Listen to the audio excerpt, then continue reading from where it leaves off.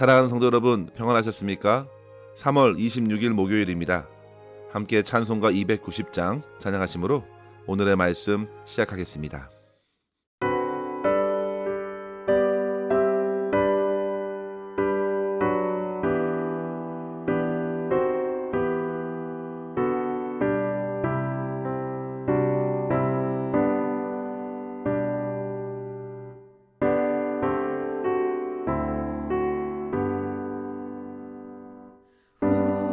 우리는 주님을 늘 배반하나 내 주 예수 여전히 날 부르사 그 참 되신 사랑을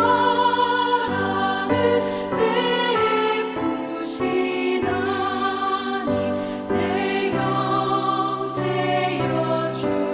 주님을 못 따르라. 주 널 위해 비네 주 널 위해 비네 주 널 위해 비네 항상 미시네. 주께서 풍성한 은혜를 내려 내 영혼이 나날이 복받으니 주 예수를 너희도 구주로 섬겨 곧 따르면 풍성한 복 받겠네. 주 널 위해 비네 주 널 위해 비네 주 널 위해 비네 항상 미시네.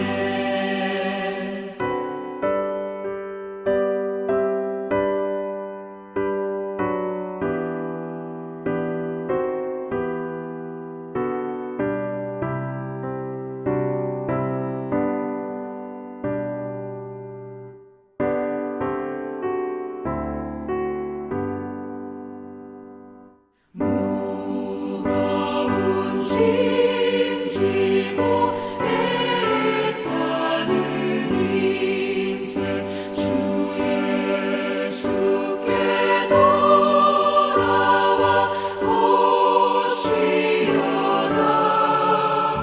내 주 예수 너희를 돌보실 때에 참 복락과 의가 넘치겠네. 주 널 위해 비네 주 널 위해 비네 주 널 위해 비네 항상 미시네.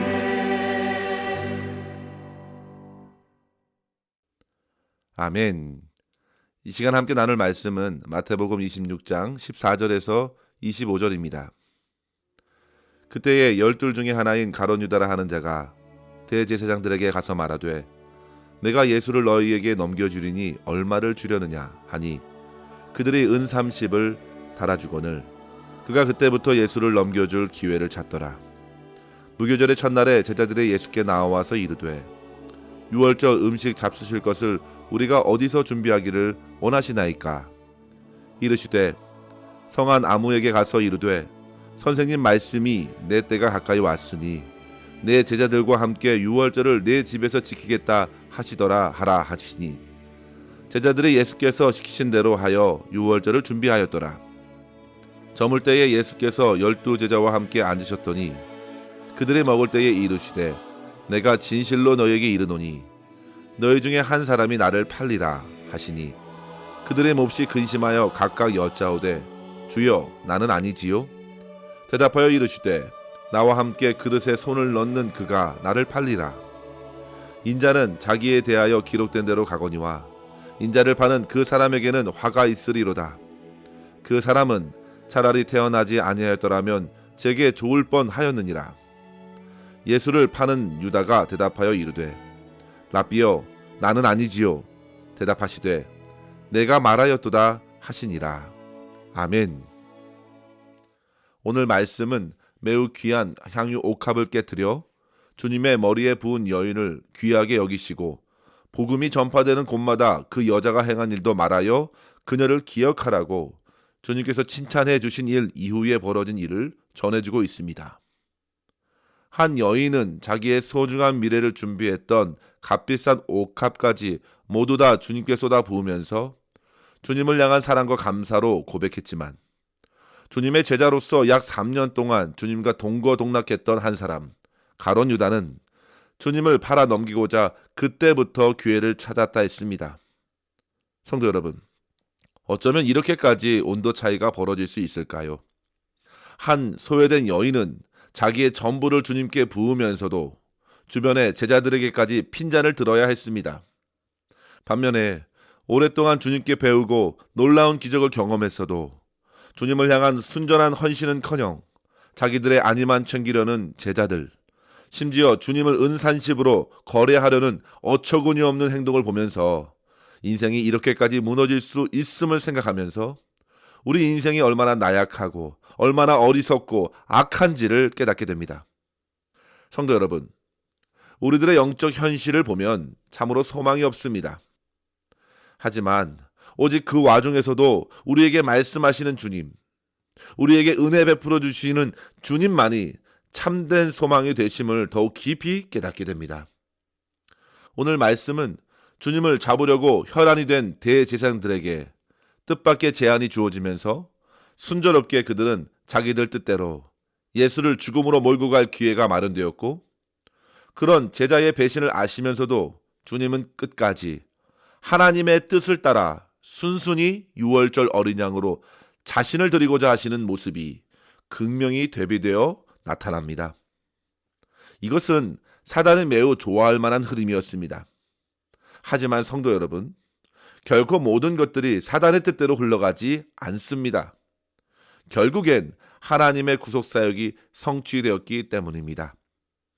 본문의 유월절 준비는 주님의 말씀대로 예루살렘 성 안에 한 사람을 만나서 순조롭게 진행되었습니다. 그리고 날이 저물어 유월절 식사를 나누는 자리에서 한 제자의 배반을 제자들에게 예고하셨습니다. 여기서 중요한 것은 주님께서 잡히시기 전까지 어느 제자도 그가 누구인지 몰랐다는 점입니다. 오로지 그 자리에서 아는 사람은 주님과 당사자인 유다였습니다. 제자들은 저마다 자기는 아니지요 주님께 확인하려 했습니다. 물론 유다도 다른 제자들처럼 확인했습니다.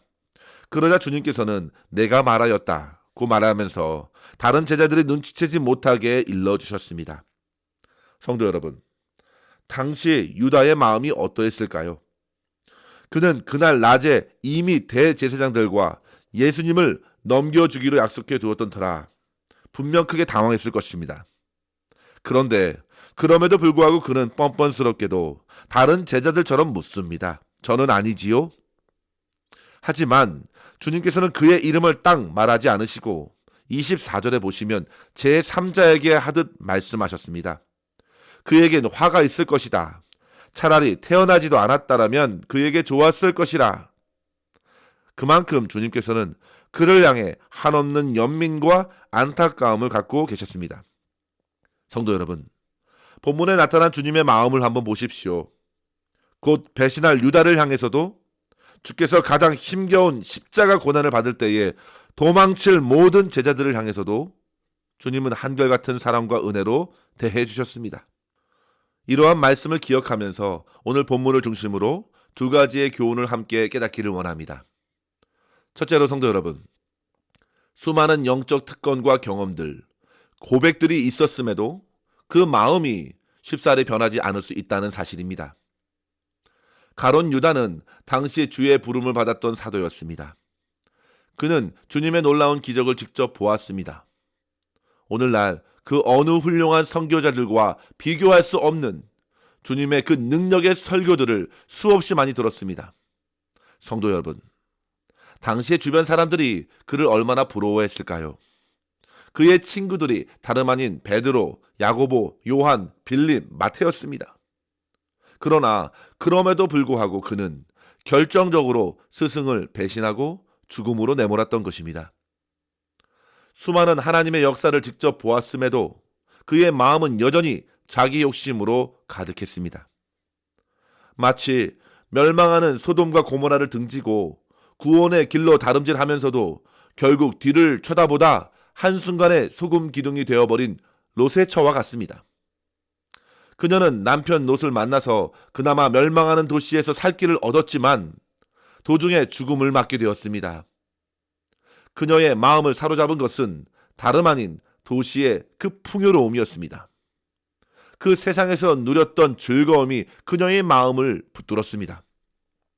그 마음이 뒤를 보지 말라는 주님의 말씀보다 강했고 세상 연민에 이끌려 심판을 받았습니다.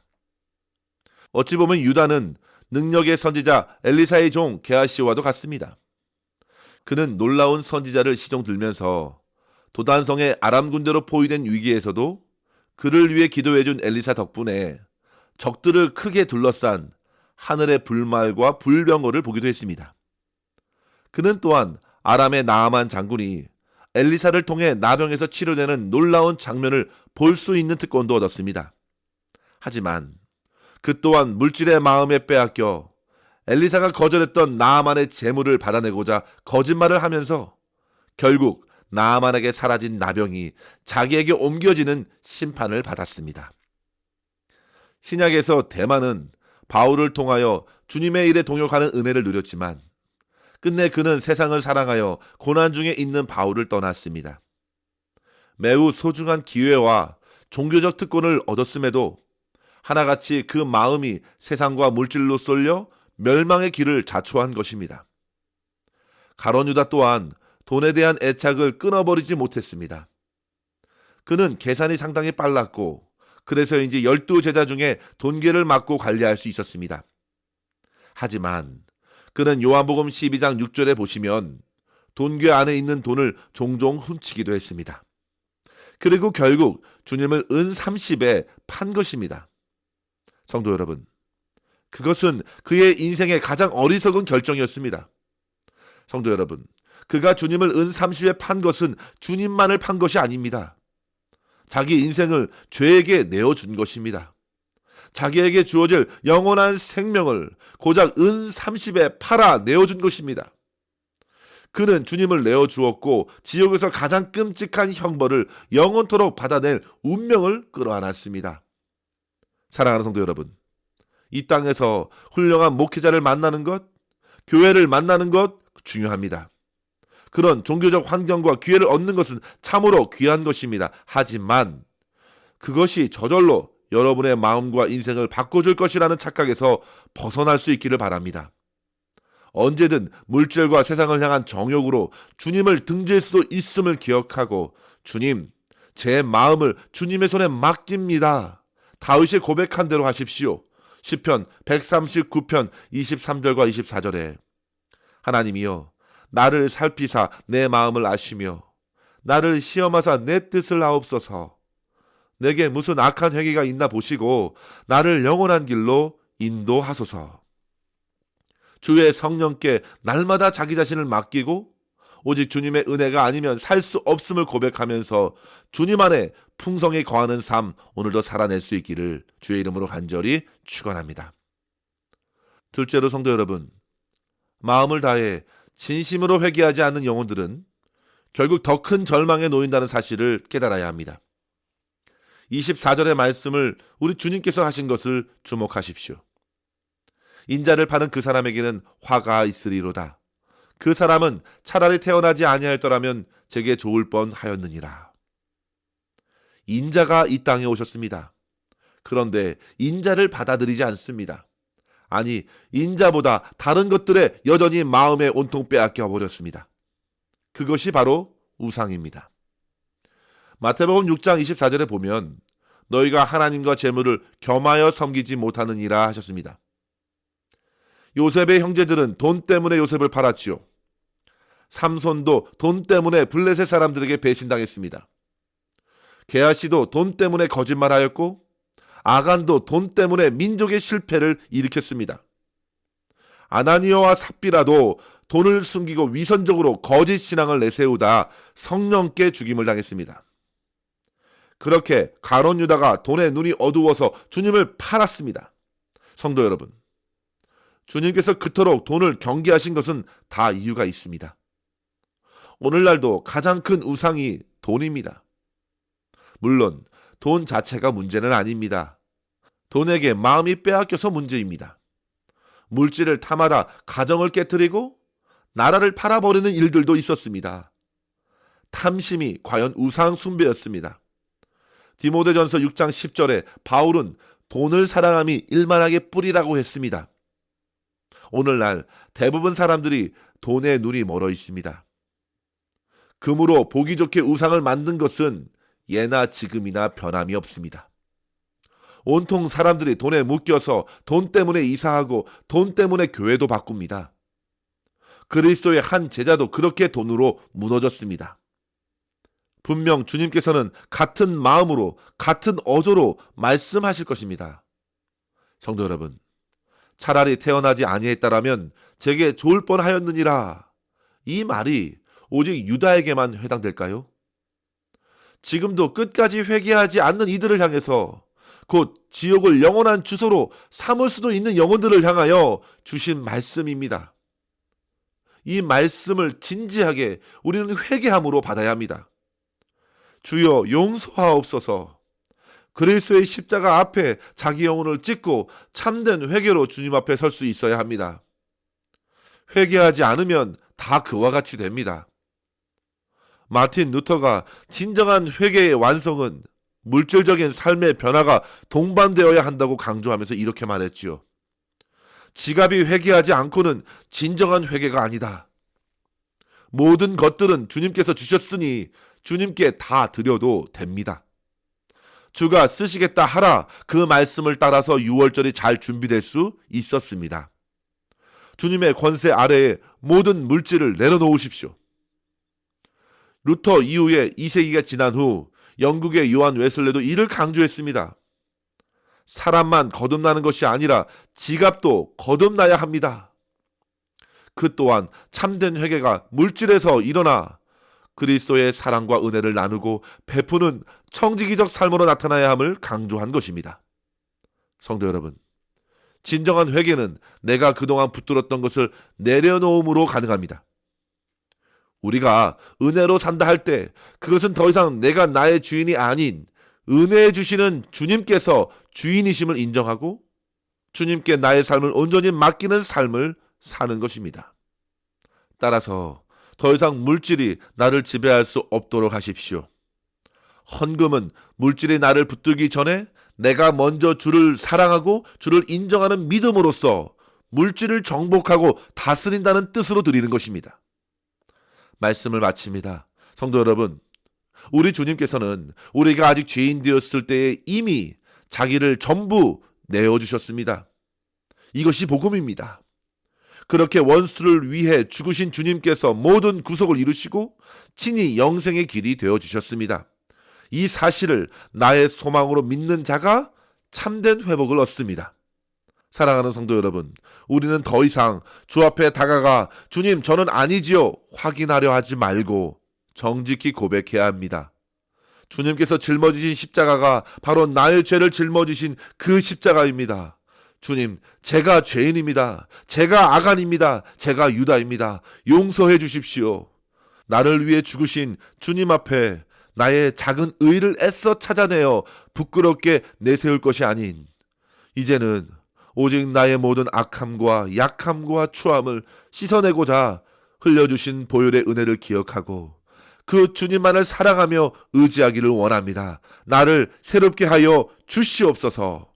주님만의 나의 전부이시고 나의 소망이십니다. 그렇게 고백하면서 주님만 높이는 삶 오늘도 살아낼 수 있기를 주의 이름으로 간절히 축원합니다.